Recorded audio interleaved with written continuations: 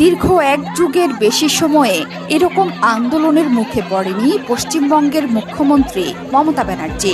আন্দোলন এতটাই তীব্র যে মনে হচ্ছে বাংলাদেশের ক্ষমতাচ্যুত শেখ হাসিনার পরিণতি ঘটতে যাচ্ছে পশ্চিমবঙ্গে। শেখ হাসিনার মতো মমতা ব্যানার্জির ভাগ্যও লেখা হয়ে গেছে এক দফা এক দাবি স্লোগান।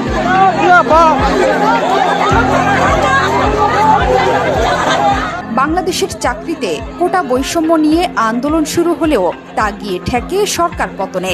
পশ্চিমবঙ্গেও দেখা যাচ্ছে ঠিক একই পরিস্থিতি। তরুণী চিকিৎসককে ধর্ষণ এবং হত্যার পর যেন জ্বলন্ত উনুনে জ্বলছে পশ্চিমবঙ্গ। সেখানে এমনই উত্তপ্ত পরিস্থিতি যে আন্দোলনরত চিকিৎসক এবং জনতার সাথে পেরে উঠতে পারছেন না মমতা ব্যানার্জি। বুধবার রাতে পালিত হয়েছে মেয়েদের রাত দখল কর্মসূচি। রাস্তায় নেমে আসে পশ্চিমবঙ্গের লাখ লাখ মানুষ। এই রাতে ঘটনাস্থল আরজি কর হাসপাতালে চালানো হয় ভাঙচুর, তছনছ করে দেয়া হয় হাসপাতালটিকে। পরে ঘণ্টাখানেকের চেষ্টায় পরিস্থিতি নিয়ন্ত্রণে আনে পুলিশ।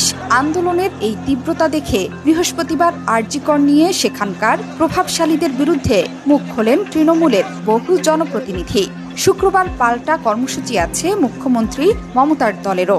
আবার আজকেই 12 ঘন্টার বন্ধ ডেকেছে বাম দল এসইউসিআই। পশ্চিমবাংলার শুভবুদ্ধি সম্পন্ন মানুষ যখন রাস্তায় দাঁড়িয়ে আরজি কর কাণ্ডের বিচার চাইছে, এই বিচার যখন মানুষ চাইছে, আমরা দেখলাম কিছু দুষ্কৃতকারীকে ঢুকিয়ে দিয়ে আরজি কর হসপিটালে আন্দোলনের ধর্ণা মঞ্চ ভাঙা হচ্ছে, সাংবাদিকদের মারধর করা হচ্ছে এবং অনেক ডাক্তার নার্সদের মারধর করা হচ্ছে, ভাঙচুর করা হচ্ছে হাসপাতালের বিভিন্ন গুরুত্বপূর্ণ স্থান। এই জিনিস আন্দোলনকে বানচাল করার হীন কৌশল। এর প্রতিবাদে এসইউসিআই কমিউনিস্ট দল এই বন্ধ ডেকেছে। এতে আমরা দেখেছি মানুষের নৈতিক সমর্থন ব্যাপক, কিন্তু আমরা জানি শাসক দলের ভয় ভীতি নানান কিছুকে উপেক্ষা করে মানুষ অনেক সময় হয়তো পথে বেরোতে বাধ্য হচ্ছেন, কিন্তু আমরা জানি এই আন্দোলন জয়যুক্ত হবে, এই দাবির প্রতি মানুষের সমর্থন আছে।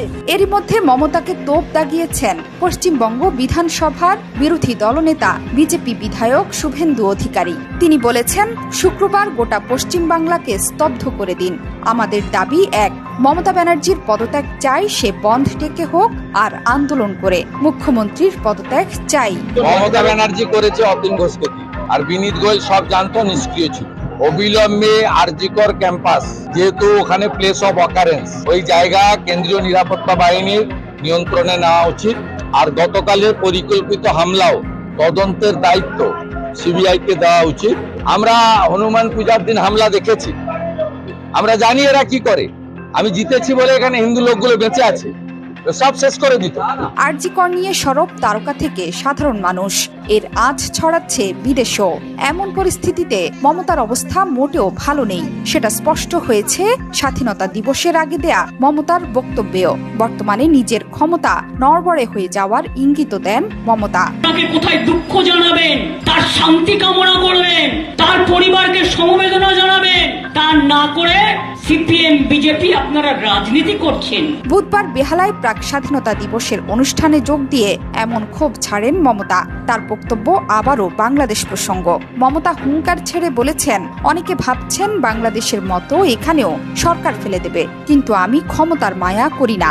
এমনকি আরজি করের ঘটনা নিয়ে সিপিএম এবং বিজেপি রাজনীতি করছে বলেও অভিযোগ মমতার। ভাবছেন বাংলাদেশে একটা ঘটনা ঘটে গেছে, আমরা সেটাকে টেনে এনে যদি ক্ষমতা দখল করতে পারি। আমি বলি, আমি ক্ষমতার মায়া করি না। আমি মনে করি যতদিন বাঁচবো মানুষের সেবা করে যাব, মানুষকে জাস্টিস দিয়ে যাব। যার জন্যই আমি ফাঁসির দাবি করেছিলাম এবং আমাদের পুলিশদের দিয়ে অনেক কাজ করিয়েছিলাম। তা সত্ত্বেও হাইকোর্টে গেলেন আপনারা। জোহরা চৌধুরী সেতু, ৭১।